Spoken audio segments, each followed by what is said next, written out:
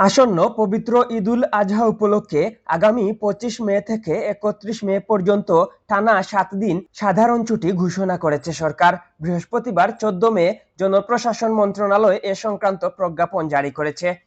প্রজ্ঞাপনে জানানো হয়েছে, ঈদযাত্রা নির্বিঘ্ন করতে মূলত দীর্ঘ ছুটির এই সুযোগ করে দেওয়া হয়েছে। এর আগে গত ৭ মে মন্ত্রিসভার বৈঠকে ২৫ মে নির্বাহী আদেশে ছুটি দেওয়ার সিদ্ধান্ত নেওয়া হয়েছিল।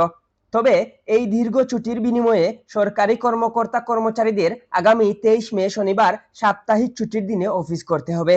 অর্থাৎ ২৩ ও ২৪ মে শনি ও রোববার অফিস খোলা থাকবে। জনপ্রশাসন মন্ত্রণালয়ের আদেশে বলা হয়, আসন্ন পবিত্র ঈদুল আজহা উপলক্ষে দেশব্যাপী সব সরকারি, আধা সরকারি, স্বায়ত্তশাসিত, আধা স্ব-স্বায়ত্তশাসিত এবং বেসরকারি অফিস আগামী ২৫ মে সোমবার থেকে ৩১ মে রোববার পর্যন্ত বন্ধ থাকবে।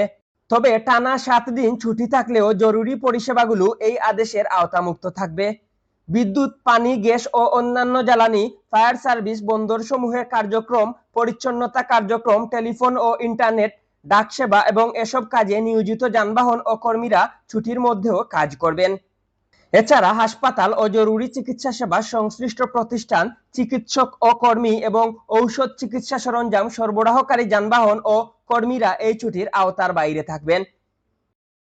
চাঁদ দেখা সাপেক্ষে আগামী ২৮ মে দেশে মুসলমানদের দ্বিতীয় বড় ধর্মীয় উৎসব পবিত্র ঈদুল আজহা উদযাপিত হওয়ার কথা রয়েছে। এম কে তুহিন, আধুনিক কাগজ।